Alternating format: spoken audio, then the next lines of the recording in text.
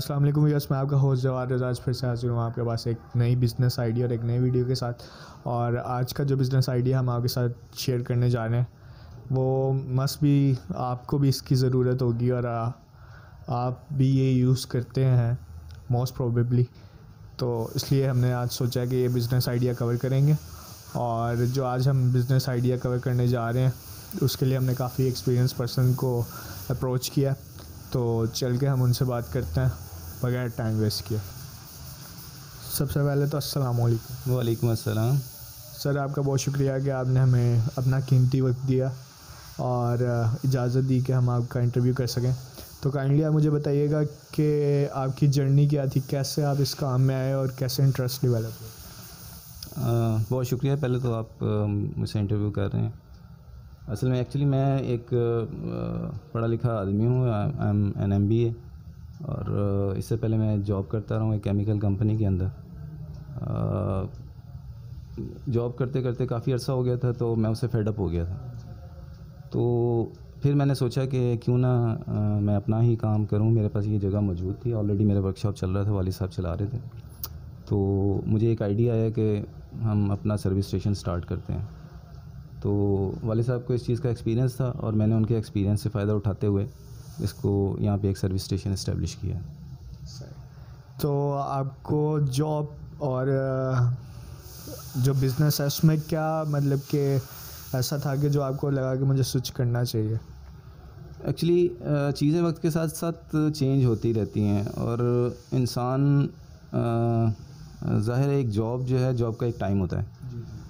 तो उस अपनी एज लिमिट के बाद फिर वो ज़ाहिर है जॉब कंटिन्यू नहीं कर सकता। तो मुझे एक अपॉर्चुनिटी नज़र आई, क्योंकि जॉब में भी प्रॉब्लम्स नज़र आ रहे थे। तो मैंने फिर जॉब को छोड़कर तो मुझे ज़्यादा बेहतर नज़र आया कि यही टाइम है कि जब मुझे अपना बिज़नेस स्टार्ट करना चाहिए, बजाय ये कि मैं उस वक्त का इंतज़ार करूं कि जब मैं अपना काम भी ना कर सकूं। तो मुझे एक टाइम सही नज़र आया तो मैंने सोचा कि अपना बिज़नेस करते हैं। और इसको यकीनन थोड़ा सा टाइम लगेगा और थोड़ा सा टाइम लगा इसको इस्टेब्लिश होने के अंदर।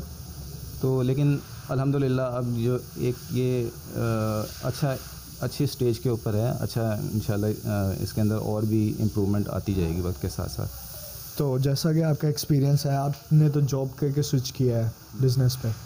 तो जब अब बिज़नेस ग्रेजुएट्स निकल रहे हैं मार्केट में तो आप उनको क्या रेफ़र करेंगे कि वो जॉब पहले करें और फिर बिज़नेस में आए या डायरेक्ट बिज़नेस में जाएं? हाँ, एक्चुअली देखें, एजुकेशन तो मस्ट है और एक एजुकेटेड आदमी अपने बिज़नेस को अच्छे तरीके से रन कर सकता है। क्योंकि मैं एक MBA हूँ और मुझे पता है कि बिज़नेस में हमें एक बिज़नेसमैन को क्या क्या चीज़ें पता होनी चाहिए बिज़नेस की। तो अब जैसे कि आप मेरे सामने देख रहे हैं कि मुझे मेरे पास ये लैपटॉप पड़ा हुआ है। अब मेरा सारा जो अकाउंट्स है मेरे वर्क इसका सर्विस स्टेशन का, वो मैं मेंटेन खुद ही करता हूँ। तो सबसे पहले तो एजुकेशन ज़रूरी है। एजुकेशन के बाद आपको कोई ऐसा आइडिया नज़र आए तो आपको ज़रूर जो है वो बिज़नेस की तरफ आना चाहिए। उससे ये है कि आप अगर एजुकेटेड होंगे तो आप बिज़नेस को भी अच्छे तरीके से रन कर सकेंगे। लेकिन कुछ लोग ये कहते हैं कि पहले आपको जॉब ज़रूर करनी चाहिए, कुछ का ये माइंडसेट है, और कुछ कहते हैं कि अगर आपके पास आइडिया है तो जस्ट गो विद बिज़नेस। तो मैं ये पूछना चाह रहा था कि पहले जॉब करनी चाहिए या डायरेक्ट बिज़नेस में जा सकते? देखिए, ये डिपेंड करता है कि आदमी कितना मैच्योर है। अगर तो एक स्टूडेंट के अंदर इतनी मैच्योरिटी है जो बिज़नेस के प्रोज एंड कॉन्स को समझता है, प्लस और माइनसेस को समझता है, तो वो तो फिर बिज़नेस के अंदर डायरेक्ट आ सकता है। लेकिन बेहतर ये है कि अगर आप थोड़ा 1-2 साल अगर जॉब कर ली जाए और बिज़नेस के आपको पता चल जाए कि बिज़नेस कैसे होता है, उसके अंदर क्या क्या रिक्वायरमेंट्स होती हैं, टैक्सेस की क्या रिक्वायरमेंट्स होती हैं, तो ये चीज़ अगर आपको पता चल जाए उसके बाद फिर आप बिज़नेस में आए तो वो तो फिर सोने पे सुहागा हो जाता है। तो आप मुझे काइंडली गाइड कीजिएगा कि इसमें स्पेस है अभी लोगों की या नहीं? देखिए, इसमें जो मैं काम कर रहा हूँ उसके अंदर स्पेस तो है, लेकिन आपको इस बिज़नेस के अंदर एंटर होने से पहले कुछ पॉइंट्स को मद्देनज़र रखना पड़ेगा। मसलन आपके पास एक अच्छी टीम होनी चाहिए, आपके पास एक अच्छी लोकेशन होनी चाहिए, और फिर आप उसके ऊपर एक अच्छी अमाउंट को इन्वेस्ट करें। ये 3 चीज़ें अगर आपके पास होंगी तो आप उसके अंदर आ सकते हैं और आप इसके अंदर ग्रो कर सकते हैं। ठीक है, अगर कोई आपको, जैसे आप हैं आज, कोई बिज़नेस ग्रेजुएट आपको आइडियलाइज़ करता है और कहता है कि मैं अभी आपकी तरह बनना चाहता हूँ, मैं ये काम करने के लिए, तो उसे गाइड करें कि आप कितना कैपिटल और एक्सपीरियंस वगैरह क्या क्या चाहिए होंगे? देखिए इसमें क्योंकि ये सर्विस स्टेशन है, आपके पास सर्विस स्टेशन में एक अच्छी स्पेस होनी चाहिए, तकरीबन 10 से 12 गाड़ियाँ खड़ी होने के लिए। तो अगर आपके पास इतनी जगह है कि आपके पास 10-12 गाड़ियाँ खड़ी हो जाएं, तो आप जो है वो एक अच्छा बिज़नेस यूनिट जो है वो इस्टेब्लिश कर सकते हैं। जगह के अलावा जो है वो आपकी जो इन्वेस्टमेंट की अगर हम बात करें तो इन्वेस्टमेंट मशीनरी जो हमारे पास, एक लिफ्ट, अगर आप एक लिफ्ट लगाना चाह रहे हैं तो 1 से 1.5 लाख में आपको लिफ्ट मिल जाती है। फिर कंप्रेसर है, कंप्रेसर अगर आप अच्छा लगाना चाहते हैं तो वो भी 1 लाख से 2 लाख तक का कंप्रेसर मिलता है।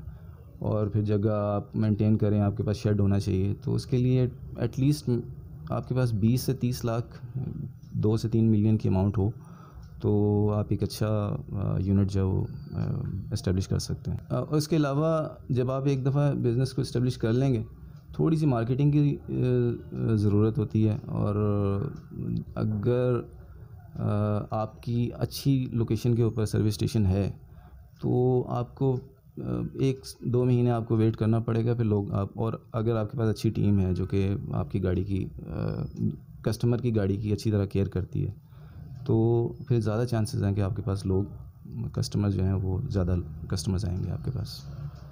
अच्छा, और इसमें मार्जिनल रेशो क्या आपके एक्सपीरियंस या एस्टिमेटेड? ये इसमें देखें डिपेंड करता है कि आपकी जो किस जगह पे इस्टेब्लिश किया है बिज़नेस। और इसमें ये है कि हम डिफरेंट चार्जेस होती हैं। कुछ सर्विस स्टेशंस हैं जो कि सर्विस के 600 रुपये चार्ज करते हैं, कुछ 450 चार्ज करते हैं, कुछ ज़्यादा भी चार्ज करते हैं, 700 भी चार्ज करते हैं, 800 भी चार्ज करते हैं। तो अगर आपके पास सारी फैसिलिटीज़ अवेलेबल हैं और कस्टमर्स, आप एक दफ़ा एक प्राइस सेट कर लेते हैं और कस्टमर आपसे कस्टमर मुतमईन है, तो फिर आप अपनी प्राइस को बढ़ा सकते हैं। तो इसकी कॉस्ट जो है, अगर आप 500 चार्ज कर रहे हैं, तकरीबन आपकी 300 के करीब, 250-300 जो है आपकी कॉस्ट आ जाती है। तो इसकी ये देखते हुए आपके पास एक अच्छा टर्नओवर होना चाहिए। आपके पास एटलीस्ट 20 से 30 गाड़ियाँ डेली आपके पास सर्विस हों, तो फिर आप एक अच्छी इनकम जनरेट कर सकते हैं। ठीक है, thank you so much sir. Kindly last पे आप हमें यंगस्टर्स को कुछ एडवाइस कर दें। हाँ, एडवाइस मैं यही करूँगा कि आप जो भी इस बिज़नेस के अंदर आना चाहे या किसी भी बिज़नेस के अंदर आना चाहे, पहले उसकी अच्छी तरह फिजिबिलिटी बनाएं। और जब तक फिजिबिलिटी नहीं आप बनाएंगे और बगैर सोचे समझे किसी भी बिज़नेस में आएंगे तो आपका नुकसान होगा। तो मेरी एडवाइस यही होगी कि किसी भी बिज़नेस में आएँ तो सोच समझ के अच्छी तरीके से और उसकी फिजिबिलिटी बना के उस बिज़नेस के अंदर एंटर हों। Thank you. Thank you so much sir.